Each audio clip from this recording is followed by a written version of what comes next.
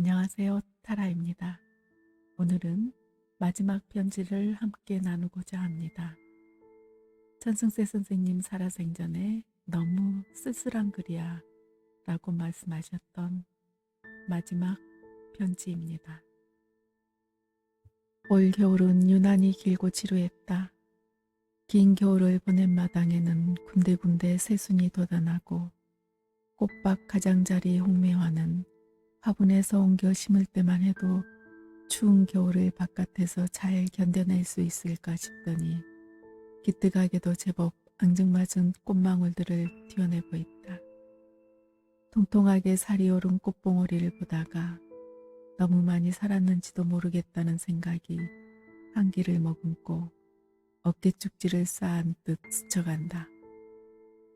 모든 것이 저버린 추운 자리에서 피어나는 빨간 꽃은 바람을 비켜설 이파리 하나 없다.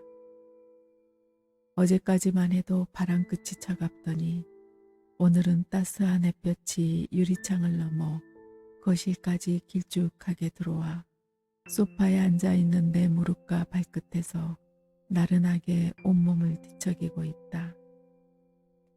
봄은 지적인데 끈질기게 따라다니는 검은 그림자는 나를 다시 겨울로 손짓하고 있다. 며칠 전부터 몸을 돌리다 보면 미처 숨지 못한 술래처럼 검은 그림자는 드러났다 사라졌다를 반복하고 있다. 두 개의 눈동자가 어둠 속에서 끈질기게 반짝이고 있다. 나는 그 눈이 두렵다. 그러나 도망갈 수 없다. 거실에 놓여있는 물소가죽 소파는 내가 큰맘 먹고 들여놓은 것이다. 10여 년 전 이곳으로 이사 오면서 가장 많은 돈을 들여 샀던 것이 바로 이 소파와 부엌의 싱크대였다. 넉넉지 않은 살림인데도 나는 그 당시 500만 원이 넘는 돈을 들여서 싱크대를 들여왔고 소파도 대충 그 정도를 치렀던 것 같다. 제 덜염은 도토리 껍질 같은 빛을 띠는 싱크대는 자리가 좁아서 일자형으로 들이기는 했지만 소파에 앉아있을 때 한눈에 들어오고 그것은 지금 봐도 어디 한 군데 흠잡을 데 없이 흡족하다. 내가 그렇게 싱크대에 돈을 들였던 것은 여러 가지 이유가 있었을 터이지만 아마도 장사하느라 제대로 된 부엌 살림을 해보지 못한 화풀이였는지도 모르겠다. 모든 일을 접고 이 집으로 들어오기 전에 살던 곳에는 제대로 된 부엌이 없었다. 예전 부엌은 가게 안에 붙어있는 엉덩이를 돌리기도 어려울 만큼 좁아터진 곳이었는데 그래도 그 안에서 꼼지락꼼지락 무던히도 애를 쓰며 살았다. 지금 생각해보니 새벽부터 늦은 시간까지 일에 내몰리던 그때는 그래도 그런대로 열심히 살아야 할 이유가 있었다. 아이들에게 뭔가를 해서 먹일 때, 그 앙증맞은 입으로 맛있다고 말할 때, 그 순간들이 내가 살아갈 수 있는 유일한 기반이었다.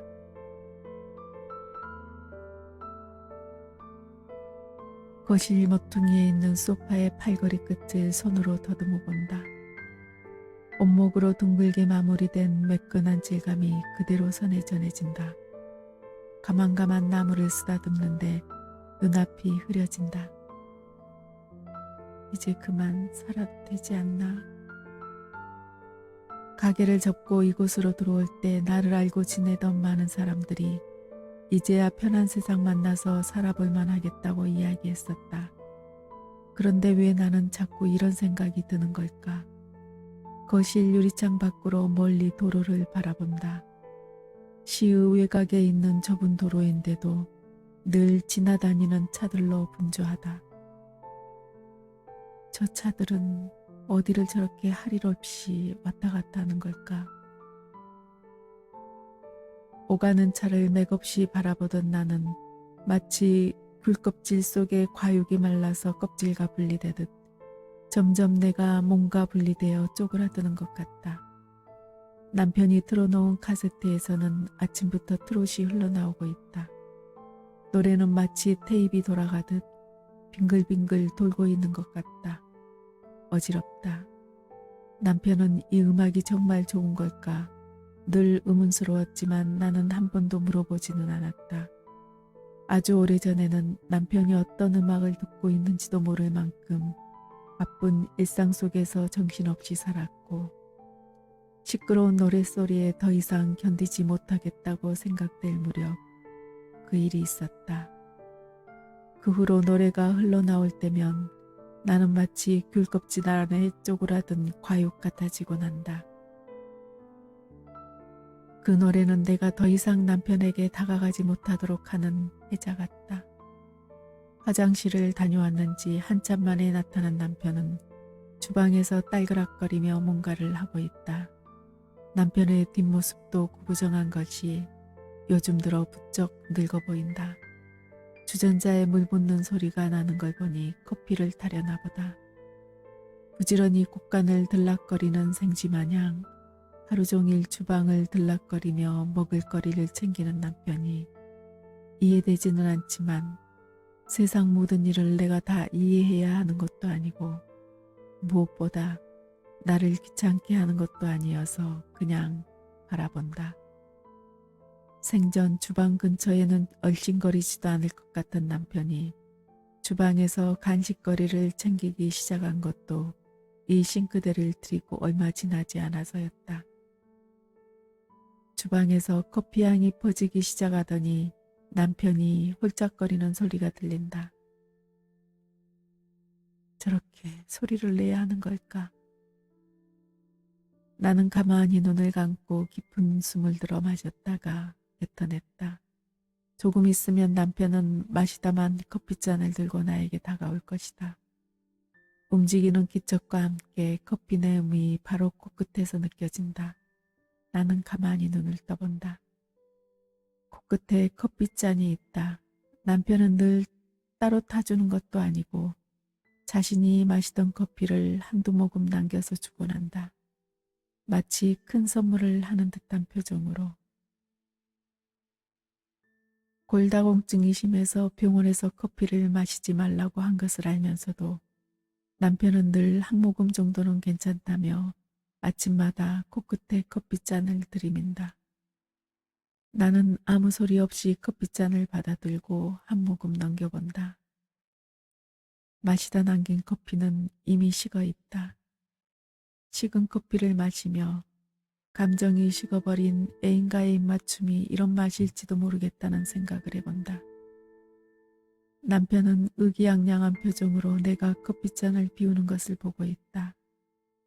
변기에 똥을 누고 나서 나에게 보여주며 저런 표정을 짓곤 하던 그 나이의 어렸을 적 모습이 떠오른다. 그때마다 잘했다며 머리를 쓰다듬어 주곤 했는데 식어서 밍밍한 맛을 내는 커피를 마시는 것은 남편에게 미안하기 때문이다. 특히 그 일이 있고부터는 더욱 그렇다. 젊은 남자의 목소리가 나에게 묻고 있다. 죄송하지만 혹시 거기가 김소미 씨 댁 맞나요? 지난밤 꿈을 꾼 뒤로 기분이 좋지 않았던 터에 생경한 목소리가 물어오는 양은 어두운 시작을 알리는 음악처럼 한껏 긴장감을 부추기고 있었다.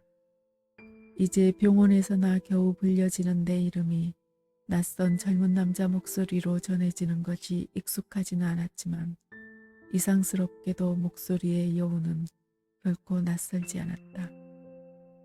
네, 제가 김소미 맞는데요. 누구신가요? 잠시 호흡을 고르는 듯 말이 없다. 저는 장민준 씨 아들인데요. 계단을 잘못 디딘 것 마냥 몸이 비칠거리고 기침이 난다. 기침이 가라앉을 때까지 반대편에서는 아무런 말이 없다. 무슨 일이신가요? 혹시 뵐 수 있을까요? 상대의 의사를 묻는데도 불구하고 물음표를 붙이지 않았던 사람. 그렇게 그 사람의 아들을 만나게 되었다. 장소혁이라고 자신을 밝힌 남자는 살짝 처지는 눈꼬리까지 그 사람을 닮아 있었다. 목소리는 젊게 들렸는데 이제 막 중년으로 접어들고 있는 아들은 아마도 그 사람이 저 나이 때 저런 모습이었을 거라는 생각을 하게 할 듯한 그런 분위기를 풍기고 있었다. 목젖이 뻑뻑하고 아프다. 이름이 왜 하필이면 속자돌림일까? 늘 나를 보고 웃어주던 그 눈매, 마지막 돌아설 때 너무나 슬퍼 보이던 그 눈매, 가슴이 먹먹해지는 것 같아 숨쉬기가 어렵다. 나는 그 눈매를 비껴가며 겨우 묻는다. 어쩐 일로, 어떻게 나를 찾아온 건가요? 그 사람의 안부를 먼저 묻고 싶은 마음을 누르며 겨우 말을 건네본다. 상대편에서도 숨을 길게 내쉬고는 외투 안주머니에서 무언가를 꺼내는데 편지 봉투다. 탁자 위에 봉투를 놓는 손이 약하게 떨리고 있었다. 봉투는 너댓개쯤 되어 보이는데 맨 위에 있는 봉투 겉면에 보내는 사람 김소미, 받는 사람 장민준이라고 씌어있다. 나는 그저 멍하니 그것을 내려다보고 있다. 아버지 유품을 정리하다 보니 이게 있어서 태워야 하나 몇 날 며칠을 고민했습니다. 그러다가 직접 전해드려야 할 것 같아서 뵙자고 했습니다. 목소리마저도 그 사람과 닮아 있었다. 마치 군인처럼 끊어 말하는 것 같지만 부드럽게 들리곤 했던 그 사람의 음색까지. 아들도 그렇게 말을 하고 있다. 어렵게 말을 이어가는 그 사람 아들 눈가에 물기가 어린다. 입이 말라붙어 삼킬 침도 없건만 목을 때가 제멋대로 움직이더니 쇠된 목소리가 묻는다. 어쩌다가 언제 가셨나요? 어제 사구제 모셨습니다. 학교 그만두시고 지내시다가 얼마 전에 치매가 와서 식구들이 모두 잠든 사이에 나가셨는데 찾은 곳이 봉투에 쓰여있는 주소 근처에 있는 성당 마리아상 앞이었습니다. 연락이 와서 병원에 모셨지만 저체온증이 너무 오래 지속돼서 결국 운명하셨습니다. 옛날 우리 집 말인가요? 그 성당이라면 그 사람 만날 핑계를 찾느라 식구들에게 아침 새벽 기도 나간다고 하고서는 둘이서 만나곤 했던 곳이었다. 자그마한 성당은 제법 아기자기하게 꾸며져 있어서 연인들이 사진 찍으러 드나드는 곳이기도 했다. 그곳에서 만날 때면 늘 입구 왼편 쪽에 서 있는 마리아상 앞에서 무릎 꿇고 오래도록 함께하게 해달라고 기도를 했었다. 그때 성당에서 풍기던 치자꽃 향기는 어찌러찌를 하도록 유혹적이었다. 탁자에 눈을 두고 있는 아들에게서 내 손을 잡고 기도하던 그 사람의 모습이 겹쳐 보인다.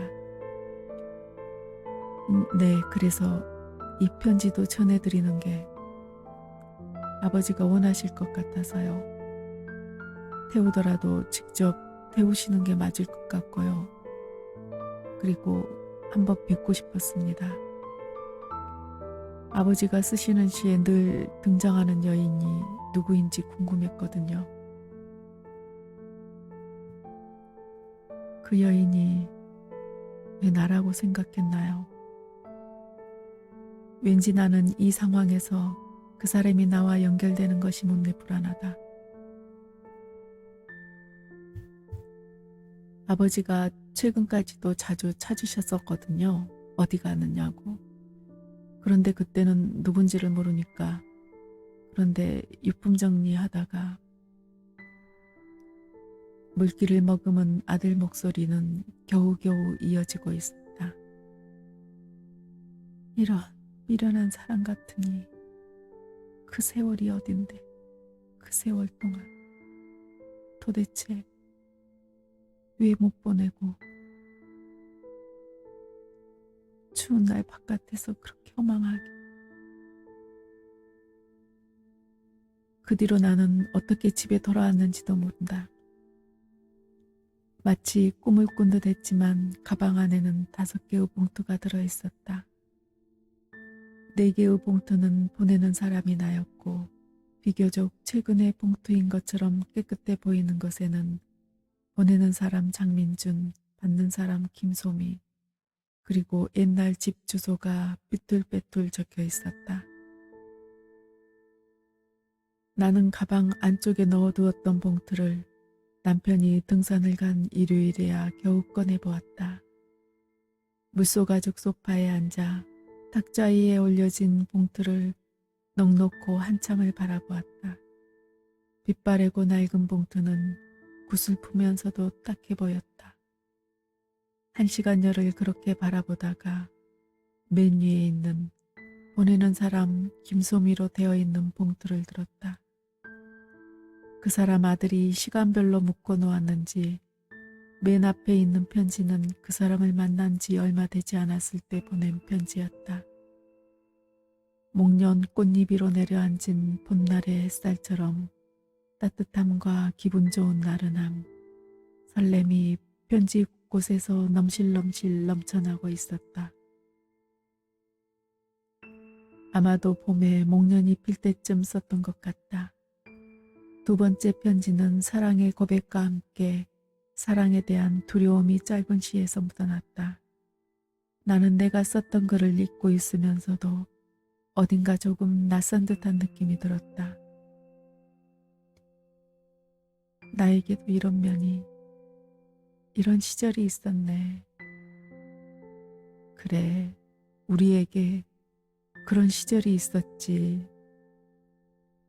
그 사람이 옆에 앉아 나에게 말하고 있다. 그 사람의 채취가 느껴지지만 고개를 돌리면 사라져버릴까봐 편지의 시선을 붙받고 있자니 따뜻한 손길이 내 등을 토닥인다. 내가 힘들 때면 늘 그 사람이 그랬던 것처럼 가슴이 뻑뻑하다. 3번째 봉투에서 종이를 빼는데 누렇게 바랜 종이는 군데군데 얼룩이 있고 얼룩 안에는 잉크가 번져 있다. 나는 손이 후들거리기 시작했다. 나는 그 얼룩의 의미를 알고 있다. 그때의 고통이 내 심장을 옥죄어 왔다. 본회에 차서 썼던 편지는 머나먼 시간을 넘어 다시 내 눈앞에 나타났고 몸은 잊어버렸다고 생각했던 기억들을 아직도 고스란히 기억해내고 있었다. 그것은 내가 자살하기 직전에 쓴 편지였다. 그 사람이 무속인의 아들이라는 이유로 부모는 결혼을 반대했었다. 지금에야 무슨 흉이 될까마는 그 당시에는 결코 넘기 어려운 벽이었고 나 또한 부모를 거역할 수 없었다. 편지를 보내고 이틀 뒤 자살을 자행했지만 나는 살아났다. 나를 살려낸 사람들을 나는 용서하기 어려웠다. 그러나 다시 자살할 용기도 없었다. 그 뒤 모든 것을 체념하고 선택한 사람이 바로 남편이었다. 그리고 5명의 아이를 낳았고 모두 잘 컸다. 특별히 잘된 아이도 없지만 특별히 잘못된 아이도 없었다. 모두 그만하게 살고 있다. 그렇게 살아가도록 하기 위해 내가 쏟은 땀은 또 얼마일까. 그래도 치사를 바라지 않는 것은 남편에 대한 미안함 때문일 게다. 그렇게 결혼했지만 나는 아이와 남편에게 최선을 다했다. 조금치의 마음이 끈이라도 놓아졌다면 나는 살고 싶지 않았을 것이다.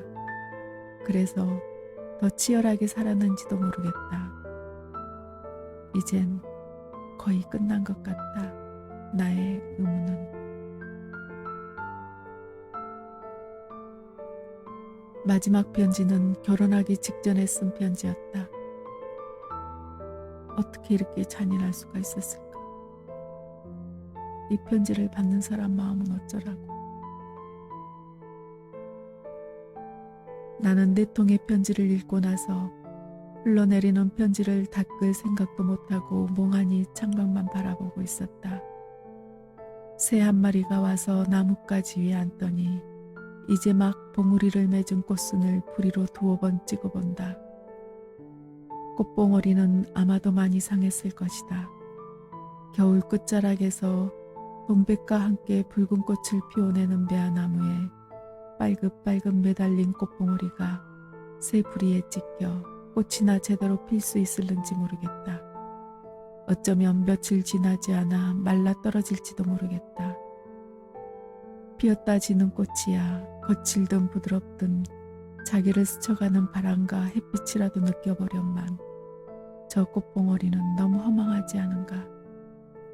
저렇게 질 것을 그 추운 겨울을 못하러 견뎌냈을까. 나는 고개를 숙여 손을 가만 들여다본다. 어린 날에는 모두가 부드럽다 예쁘다고 감탄하던 손등에 검은 점이 가옷가옷 자리를 잡고 크고 깊은 주름살에 윤기마저 없어서 만지면 바스락 부서질 듯하다. 수평선 저 너머 어디에선가 바닷물이 밀려오듯 가슴 깊숙한 곳에서 차오르던 물은 말라서 뻑뻑하던 목울대를 넘어 눈가로 넘쳐나고 있었다.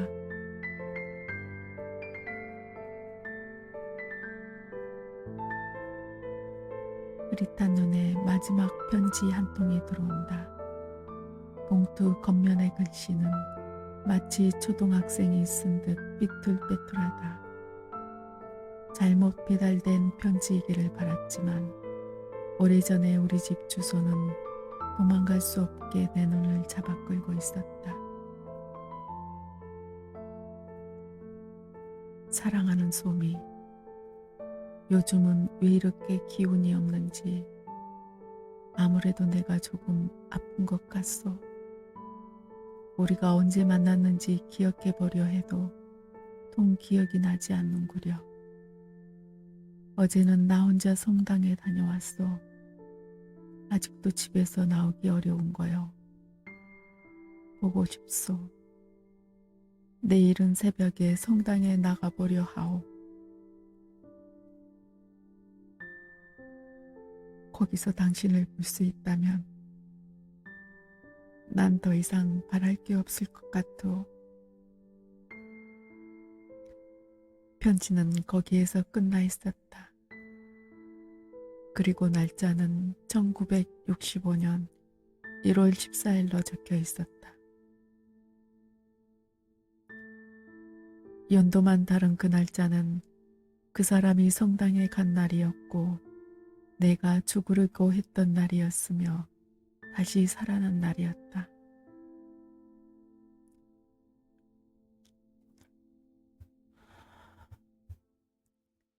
매화가 진 자리에는 5월의 꽃들이 나른한 하품으로 크고 있다. 소파에 앉아 멍하니 창밖을 바라보고 있는 코 밑에서 커피 향이 올라온다. 나는 겨우 희미한 웃음을 지으며 남편에게서 받아든 잔을 두 손으로 감싸쥐고 커피 향을 맡아본다. 커피잔은 아직 온기가 남아있다. 저릿한 손끝에 따뜻한 온기가 닿으니 손가락을 움직이기가 훨씬 수월하다. 이 커피잔을 몇 번이나 더 받을 수 있을라나. 병원에서 태어난 지 이제 일주일이 넘어가고 있다. 아이들이 인공무릎 관절 수술을 어떻게 한꺼번에 할 수 있느냐고 엄마 연세에 무리라고 모두들 말렸지만 나는 한꺼번에 2다리 수술을 받았다. 간병인을 써야 하지 않겠냐는 아이들의 말에 아랑곳하지 않고 남편은 아이들도 오지 못하게 하고 한 달여를 혼자서 간병했다. 아이들은 가끔 반찬을 가지고 왔고 주말에는 아버지 고생하신다고 같이 밥을 먹고 놀다가 가곤 했다. 그때의 남편은 얘의 의기양양한 표정을 짓곤 했다. 아이들의 염려대로 수술은 힘들게 진행되었다. 그리고 나는 지금도 편안한 상태는 아니다. 그러나 더 힘든 시기도 지나왔는데 이 정도는 아무것도 아니라고 넘겨버린다.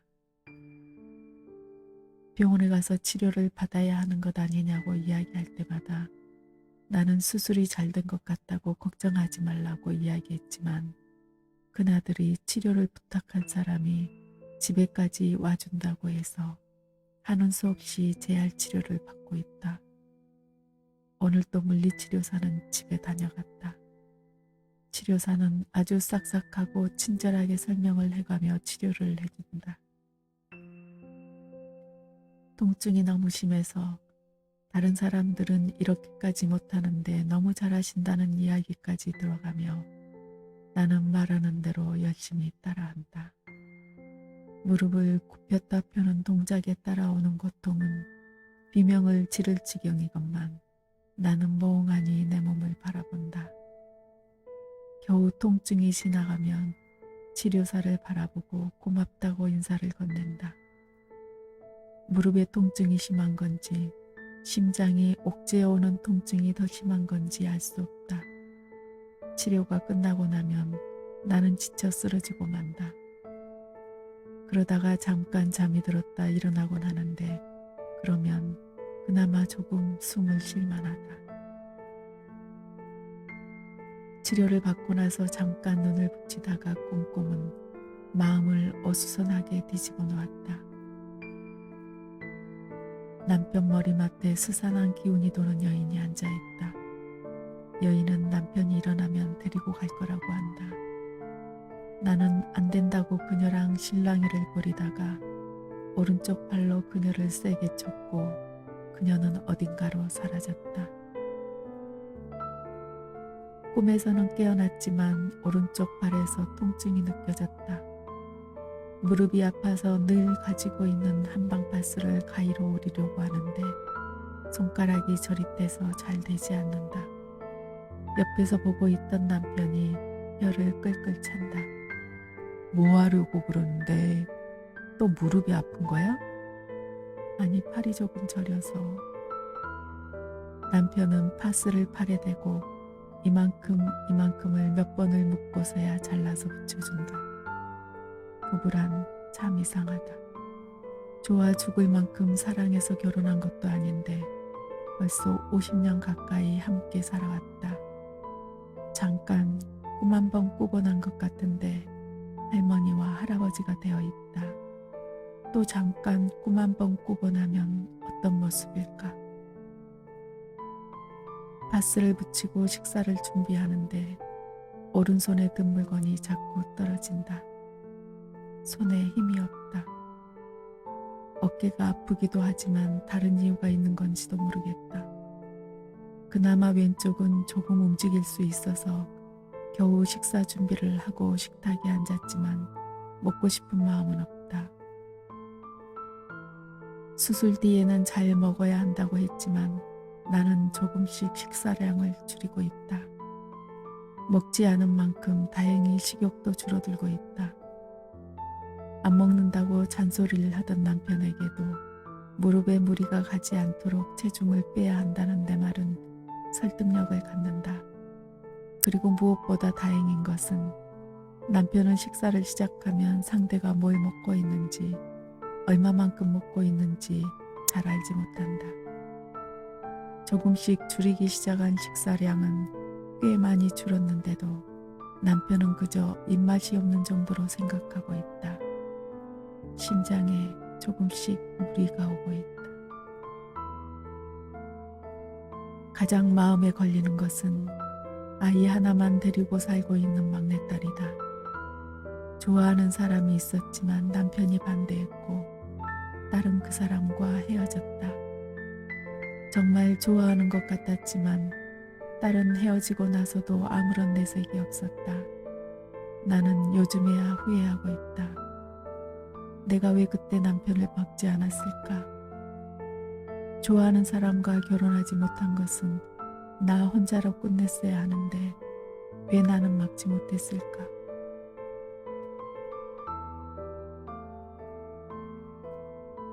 그걸 생각하면 가슴 통증이 더 심해진다. 좋아하는 사람과 함께하지 못하는 것이 얼마나 큰 아픔인지를 그만큼 겪었는데도 나는 그저 남편이 하는 대로 보고만 있었다. 그렇게 하더라도 아이가 잘 살아주겠거니 했었다. 바보처럼. 결혼해서부터 대면대면 하더니 결국 사이는 외국으로 나가고 딸은 혼자 한국에 남아 아이를 키우고 있다. 몇 번 사이에게 보내려고 했지만 딸은 끝내 나가지 않았다. 나는 그 딸을 보면 늘 불안하다. 아이를 맡겨놓고 늦게 데리러 오는 날이면 안절부절하지 못하고 수시로 연락을 한다. 급기야는 일하고 늦게 오는 딸에게 짜증과 화를 내고는 미안한 마음에 또 안절부절이다. 다행히 손주 녀석은 무던한 성격으로 이런 할미를 잘 따르기는 하지만 나는 실상 그 아이가 곱지 않다. 얼굴도 아비를 빼닮은 데다가 먹는 모습마저 비슷해서 막내딸이 없을 때 밥을 먹을라 치면 대충 차려주고는 안방으로 들어가 텔레비전을 보곤 했다. 그런데 요즘 손주 녀석에게 자꾸 마음이 쓰이고 안쓰럽다. 저 아이가 무슨 죄가 있겠는가. 수술을 한 뒤로 막내딸은 아들을 데리고 집으로 들어왔다. 엄마가 수술해서 힘들 테니 당분간 같이 살러 들어온다고 했을 때 식구들 모두 찬성했다. 일을 하느라고 아침에 나갔다가 저녁에 들어오는 딸이 실상 살림을 사는 데는 크게 도움이 안 되지만 아침 저녁으로 들락거리는 사람이 있다는 것만으로도 집에 활기가 넘친다. 무엇보다 딸이 내 곁에 있다는 것만으로도 나는 안심이 된다. 딸아이는 내가 숨을 쉬기에 잡혀있는 볼모 같다. 내 인생의 그늘에서 그 아이를 노연하게 해야 할 텐데. 5월이다. 오늘은 남편이 등산을 하러 가는 날이다. 마당에는 내가 좋아하는 흐드러지게 피어있던 목다는 시들하고 꽃밭을 쭉 둘러 심어놓은 페랭이 꽃이 한창이다. 하얀 띠를 두른 진한 분홍색 페랭이, 청보라빛을 띤 페랭이, 흰색 페랭이까지 화사하게 피어있다. 나는 크지 않고 화려하지 않아도 놀라운 생명력과 진한 향으로 아기자기하게 피어있는 야생화 꽃이 좋다. 옆집에서 다 죽어간다고 버리던 은초롱 꽃을 심어두었던 것이 얼망졸망 이제 막 꽃을 띄우고 있다. 작지만 화려한 매 발톱꽃은 살짝 고개를 숙이고 있는 봄이 여간 우아해 보이지 않는다. 대문 위의 능수는 세상이 궁금한 몇 놈이 벌써 화려한 주황색 꽃을 드러내고 있다. 몇 년 동안 여기저기 심어둔 마당 가득한 꽃들을 하나하나 바라보며 인사를 한다.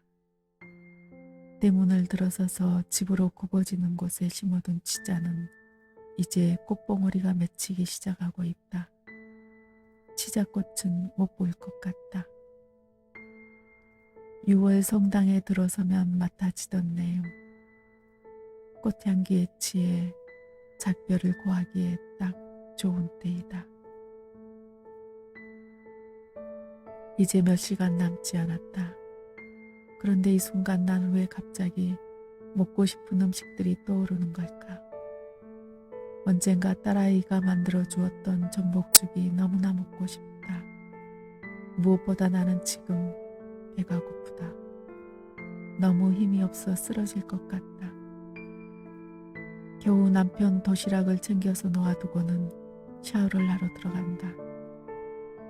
식사하시지 아침에 무슨 샤워냐고 쫑알거리는 딸아이의 잔소리를 뒤로하고 샤워를 하다가 등 좀 밀어달라고 딸아이를 부른다. 엄마는 나 힘없다고 때를 미나만 하라고 그러시잖아. 아버지, 엄마 등 좀 밀어드리세요. 딸아이가 큰 소리로 말하는 걸 보니 남편은 이미 마당으로 나가 있나 보다. 허허, 등산 하나 벗으려면 귀찮은데. 남편의 목소리는 희미하게 들린다. 어지럽다. 아버지 생전 엄마 등 한 번 안 밀어봤잖아요. 이참에 한번 해보세요. 그래, 어렸을 적 딸아이는 아버지를 따르면서도 무슨 일이 있으면 늘 나를 감싸고 돌았었지. 지 아버지 무서운 줄도 모르고. 등 밀어달라고? 아침부터 뭔 샤워야? 어느 참에 들어왔는지 남편이 등 뒤에 서서 말을 하는데 딸아이의 체근 때문에 들어오기는 했지만 쭈삣거리는 폼이 생전 안 해본 일이라 영 어색한 눈치다. 손이 안 닿는 곳 조금만 밀어주면 돼요. 나중에 이 사람은 이걸 기억하면 어떤 마음일까? 내가 상처를 하나 덧대주는 걸까? 대충 등을 밀던 남편은 됐어? 한마디 묻고는 이미 밖으로 나가고 있다. 시간이 바쁜가 보다. 미안해요, 여보. 남편은 무슨 일이 있어도 일요일이면 등산을 간다. 예전에 산내에 다녀오던 사람들이 집으로 찾아왔던 그날, 동행했던 단발머리를 한 그 여성과 같이 가는 건지도 모르겠다. 표정이 굳어있던 나를 보고 도대체 왜 그러냐고, 자기가 없는 새에 무슨 일 있었냐고 물어오던 남편이다. 남편 옆에 착 붙어 앉아있던 그 여자에 대해 내가 민감한 것이 아니라면 남편이 억울한 일일 게다.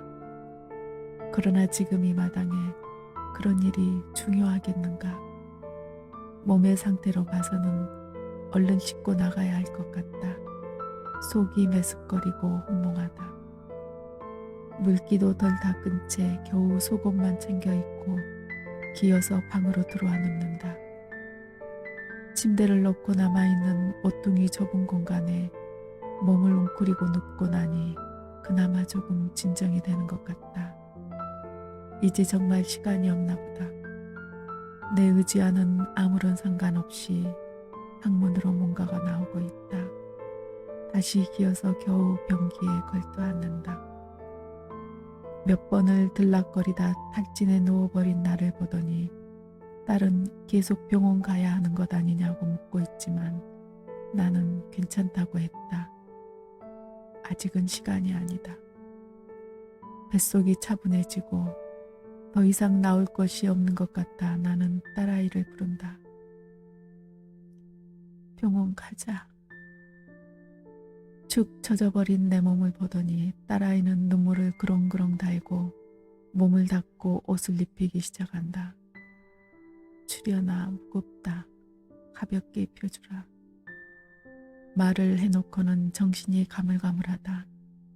멀리서 사이렌 소리가 희미하게 들리는 듯 하더니 내 몸이 덜커덕거리는 뭔가에 실린다. 천지분간 못하게 사방은 어두운데 소리는 또렷하게 들려온다. 엄마, 정신 좀 차려봐. 여보세요, 할머니, 소리 들리세요? 눈 좀 떠보세요. 소리는 들리지만 눈을 뜰 수는 없다. 온몸은 짜릿한 전기를 맞은 듯 하다가 박하사탕 맛처럼 화하게 가벼워지곤 한다. 순간 천근만근 무거운 것 같기도 하다. 무서운 속도로 뭔가가 온몸을 훑고 지나가다가 허리로 몰리기 시작한다. 사방에서 꽃향기가 진동한다. 자궁이 너무 뜨겁다. 마지막 편지였습니다.